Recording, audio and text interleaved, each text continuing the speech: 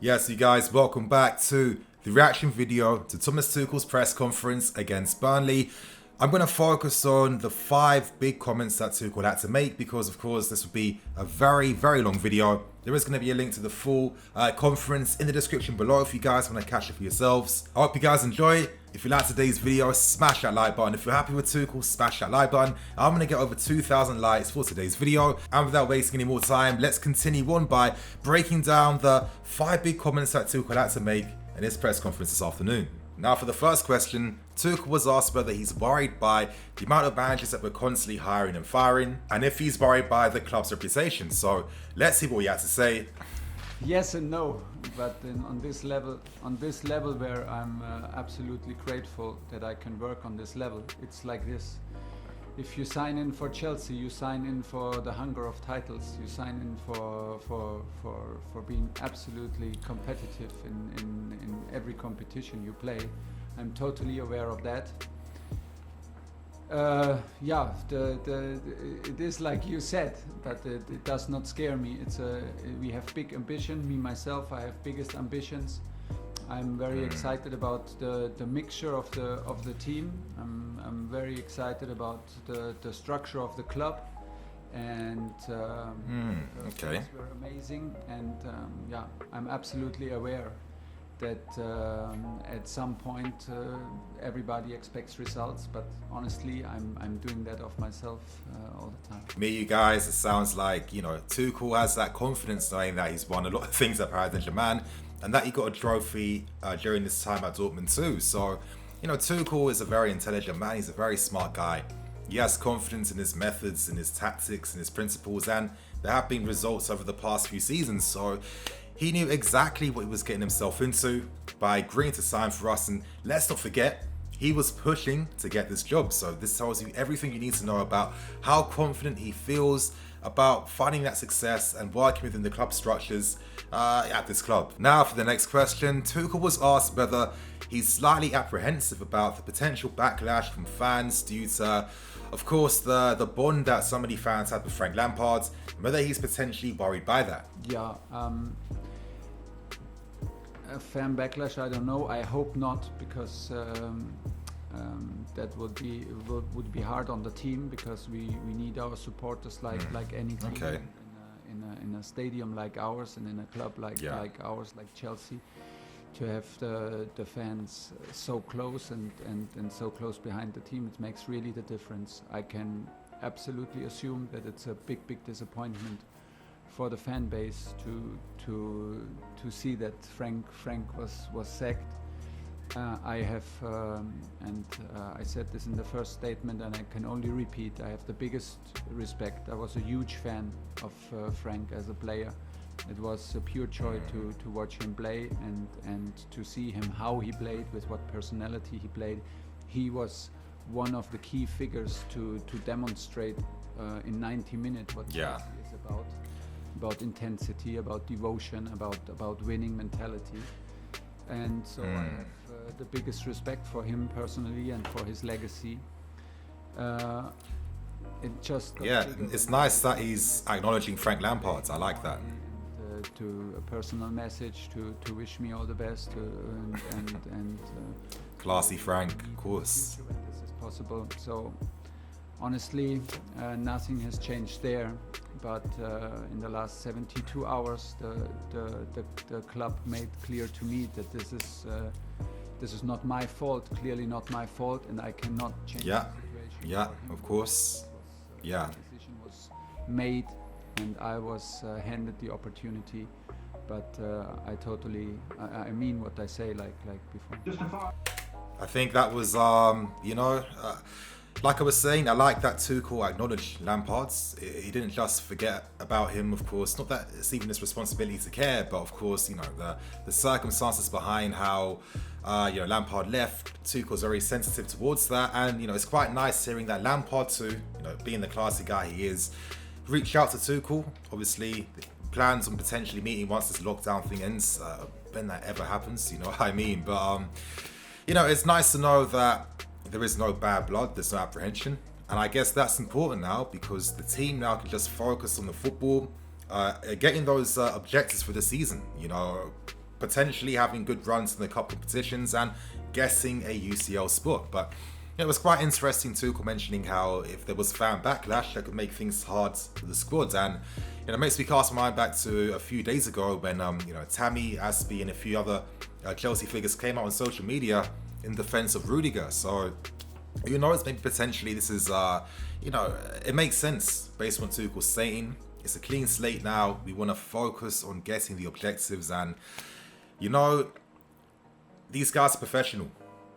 You have to put your emotions, feelings to the side and focus on what is important, and that is prioritizing and getting those objectives. So, it was good to see that Tuchel acknowledged that. And now let's continue on, you guys. Tuchel was asked, what is defining a success for this season? Is it developing players? Is it solely about results? Let's hear what Tuchel had to say. It is about results for us as managers.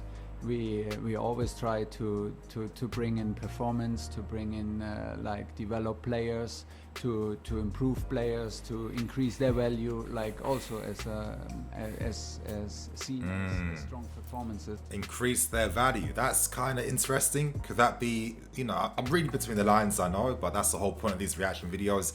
Is that implying that already Tuchel's got his eyes set on targets for the future, which of course he has. Of course we know this.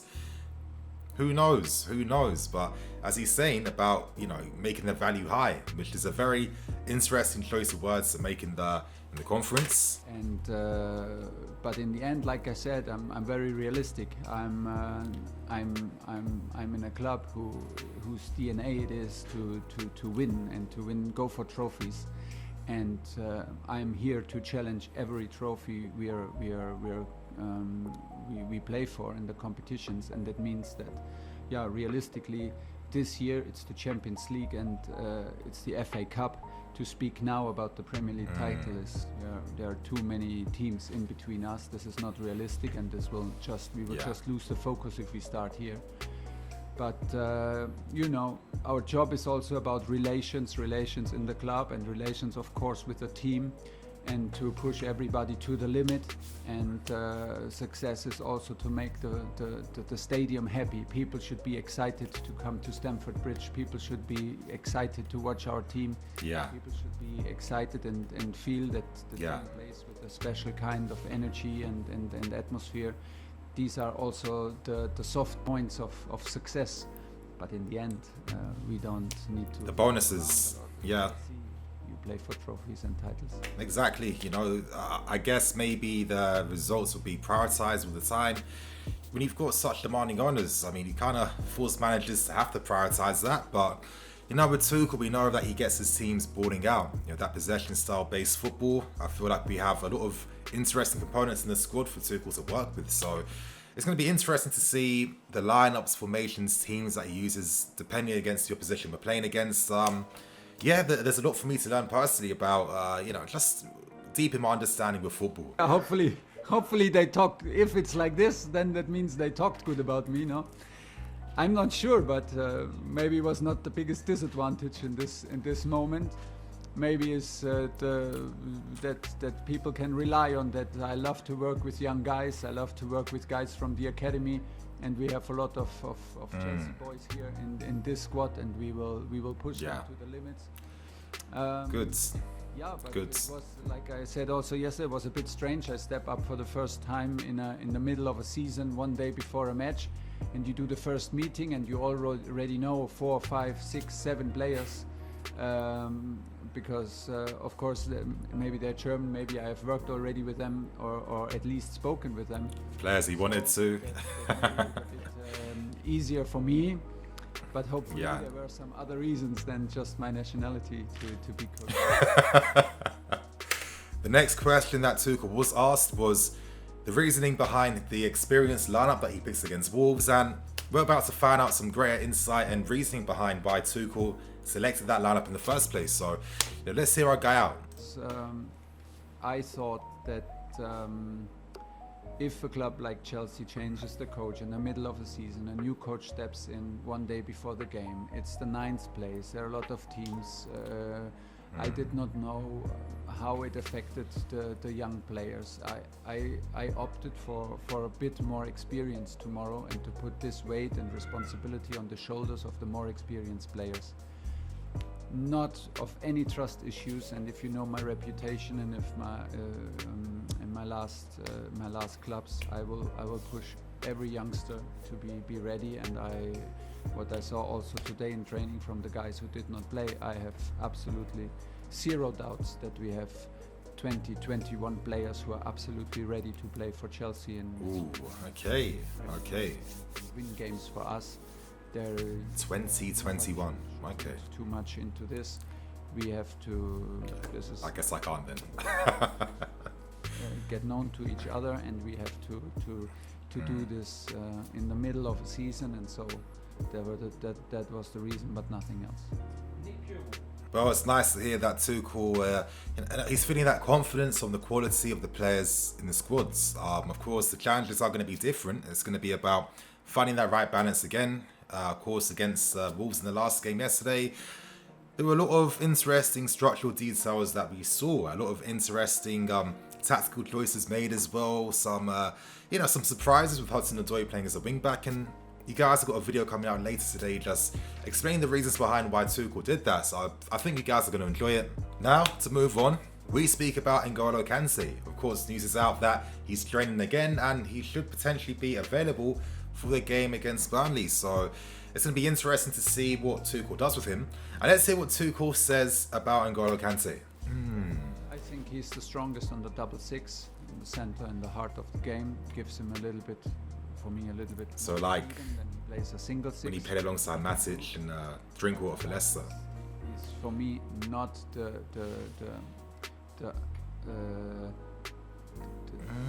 strength is not to be the stretch to care.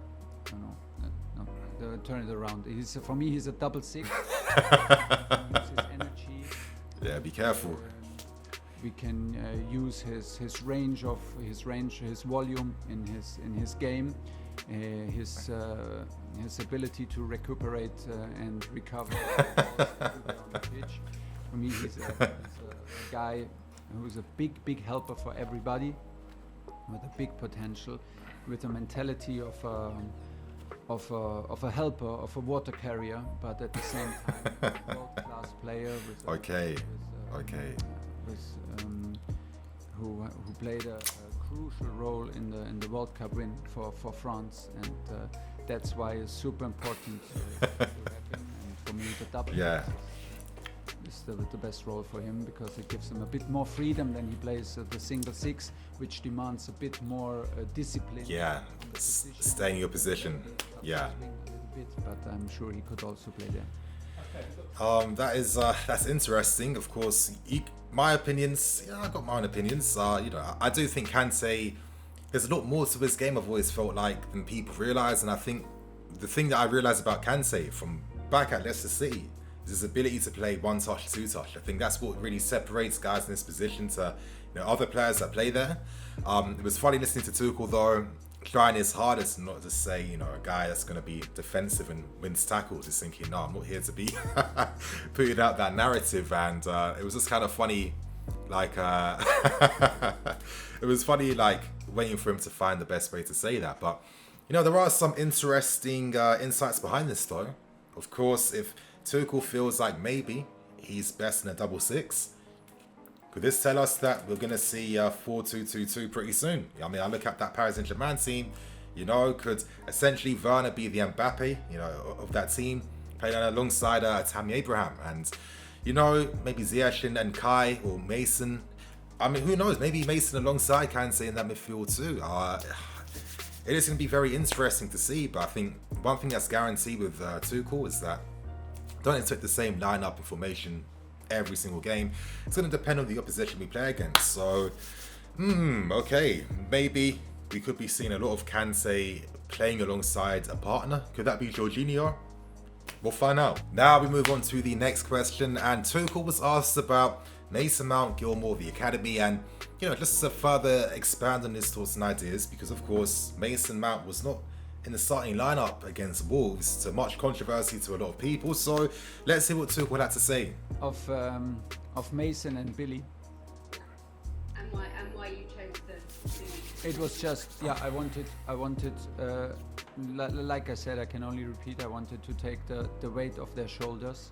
Of course, when I told them they're absolutely sure they can handle the weight, okay. I have no trust issues, but I wanted to give the responsibility in this special moment to a bit more experienced players, and have them in hand to be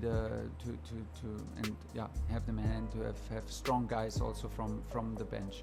There is nothing to worry about. I like what I see from Mason so far, from his personality that I get to know now since 3 days, is amazing. Such a nice guy, such a competitive guy, such a lot of talent, and the most important, every game I watched so far, he leaves his heart on the pitch. He cares for Chelsea like 100%, and he gives the 100% he has every time he plays, and this is the best basis for a big development. And I'm very best foundation around, and I will not stop pushing him, and I will not stop guiding him, and I will not stop trusting him. There's absolutely nothing to worry about. For Billy, the same, in a different personal moment for him, because he didn't play the biggest role like Mason did in the last week. So maybe the decision yesterday for Mason was that we spoke about this in person. And for Billy, I have a good impression. He is a very strategic guy. Very, very high level of game understanding. Very, very, very good in the first contact. Very clever in positioning. We see if he has the physical level on highest or if he can compete in the center of the field. That's the thing. That's fair. The league in the world. We will see that. But he is super quick. He is super fast with his feet. Super fast in decision making, and very, very, very, very good in positioning, like I said. So for me, we have right now 21, 22 field players available, play in 3 competition. There is absolutely no need that we have to get rid of players. Last question. Okay then, so he really focused on 21, 22 players. I'd assume guys like maybe Alonso are in the picture. Maybe Alonso, who knows with how we could be seeing the wing-back system brought back with more consistency with Tuchel right now. But like maybe some of the goalkeepers, Kepa, is he going to play as much? Who knows? I don't think so. And it'd be interesting to see. But on Mount, again, I have to see over the next few games what his involvement's going to be like, how he's going to be used and played. But with Gilmour, I think that's fair. I think Gilmour, as Tuchel described, has all those qualities, but I feel like it's the power issues. I feel like we saw that against Leicester City in the second half of last season, but he did get injured, unfortunately. But it feels like you can really target him and outmuscle him, which is natural because he's still 19 years old. And you guys, that's the end of Tuchel's press conference. Leave your thoughts and opinions in the comments below. I'm Nini FC. This is Blue Lions TV. I'll catch you guys later with some more videos.